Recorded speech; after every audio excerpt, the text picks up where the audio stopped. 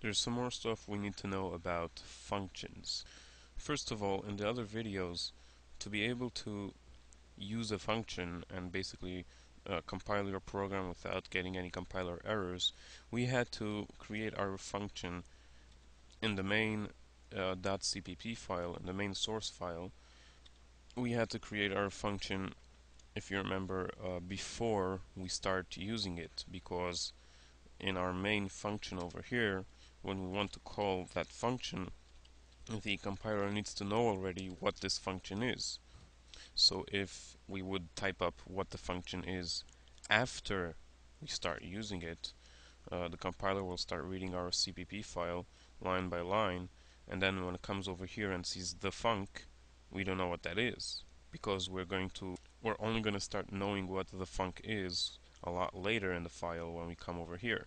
So therefore I explained that you have to put the the making of the function, you have to put that before the main function, before basically you start using it, so that now when the compiler starts reading the file, first off the compiler will learn what is the func, and now the compiler already knows what it is, so that when we start going into the main function over here, we already know what the func is and we know how to call it and return from it, etc.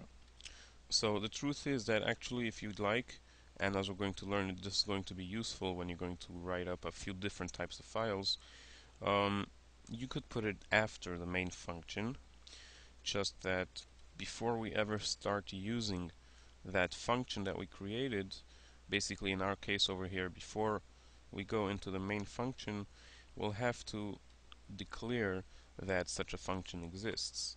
So this is how you do it. You type the same thing that you type at the beginning of when you're making that function over here, same exact thing, void the func, opening and closing parentheses, but then you don't finish up typing what the whole function is, you just finish off with a semicolon, and that's it. So what this over here means, it means that we're telling the compiler, for now all you have to know is that there's such a thing which is called the func, and its return type is void, and that's it. We just want to tell you in advance so that when you get into the main function, you'll know what we mean when we say over here the func. So the compiler will keep that in mind, that at some point we will learn the details about how the func works, but for now it's enough to know that such a thing exists. And later on, once the compiler finishes compiling this whole thing over here in our case, and then it goes further on, now over here the compiler will check up again what is the exact details of the func which we declared before. So this over here is called a declaration. We are declaring that there is such a thing existing which is called the func. And this over here is called a definition, when we actually define what is a mean, what is the details of how this thing works. In C++, as we learned a few times, you can never use something which doesn't exist yet. You can start using a variable x if you haven't created it yet, and you can start using the func if you haven't created it yet either. However, you don't have to give the whole entire definition of what that thing we want to have existent, how does it work. All we have to do is just make a declaration. We just have to declare it, and that'll be enough for the compiler for now to know exactly that it exists. And later on, the compiler will bump into this and learn the exact details. Of course, if you don't have the definition over here or anywhere else where the compiler will find it, you will get a compiler error because we declared that this thing exists and that we're going to give the details later, but we didn't give any details later. We must have the details of how this thing works. So make sure you understand how to make a declaration and how to make a definition. The declaration is just the name, the return type, if it's void or integer or whatever it's going to be. Then we have the name, the opening and closing parentheses, and then instead of the opening and closing brace, all we have is a semicolon, and that's it. The definition will have the opening and closing brace with the whole entire inside of that function. So make sure you don't put a semicolon over here, because that's going to be a compiler error, because first of all we've already declared the function over here, and this looks like we're declaring it again. because the semicolon over here will close the deal on whatever you typed over here, and it will never be associated with what's happening afterwards over here. Then the compiler will start to try reading this thing over here and won't understand what's going on. What is this? It'll never make the connection that this is the body, the inside of this, because we put a semicolon over there. So make sure you don't make this type of bug. This is the declaration, and this is the definition. And as we'll learn soon, this is going to be very useful. The next thing we're going to learn about is passing variables. Functions would be pretty stupid if you couldn't pass variables to them, which means, as you remember, we learned about the rules of scope and visibility. The world of the main function has nothing to do with the world of the func over here. So apparently that would mean that I could never really use a function which would help me out in doing stuff with my variables that I have in the main function, because this is one world and this is another world. But what if one day I need to calculate something with one of my variables over here, but I don't want to do it in the main function, I want a different function to do all the calculation. But I'll never be able to have the real connection with that function because this is one world and this is another world. How am I going to get my variable to that function? Well, this is done very simply by passing the variable to that function. The way this is done is like this. First of all, in the declaration of the function, whether it's done separately or if it's done all together, you have to, in the parentheses, you have to declare that this function will be bringing over some stuff, some variables with it.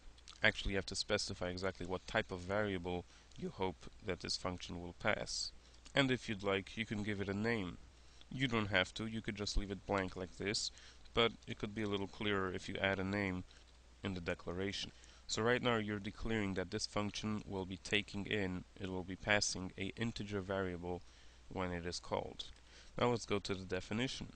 The definition must always match the declaration. If something is different, like if over here it's void and over here it's integer, the compiler will think that this is a different function altogether. Everything must match if you want this definition to be a continuation of this declaration. The type has to match, the name has to match, and the amount and types of variables that are going to be passed also has to match. So over here we also have to type integer, and over here we must give it a name. It doesn't have to match the name that we gave in the declaration. As we said in the declaration, this is just for clarity. You don't have to have a name over here, but over here you have to have a name. You can give it whatever name you'd like, let's say X or Y or whatever you'd like it to be. And finally, when you are actually calling the func, since it must take an integer variable along with it, you have to type in over here the variable that you'd like to pass to it. So let's say over here we're going to pass the variable x, which we set just before to be 9.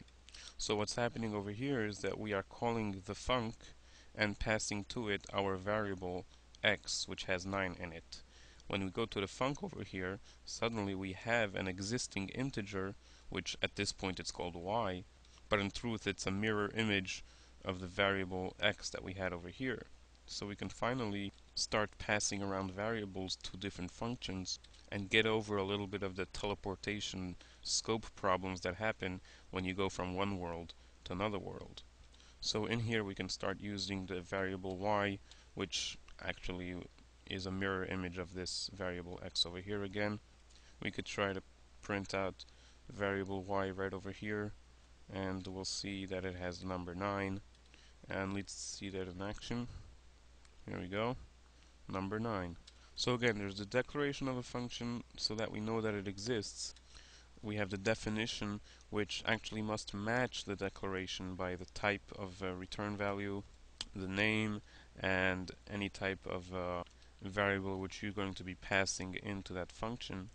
Over here you don't have to have a name, you have to have a semicolon, and in the definition you can have a different name, but that's the name that you're going to be using for the rest of this function. And then when you call the actual function, you pass into it any variable which you'd like to pass to that function, and that will be taken into the function as that integer which you declared. You can pass in as many variables as you'd like. Make sure to separate them by a comma, as well as when you actually call the function, separate them by commas. and make sure you pass in the correct types of variables.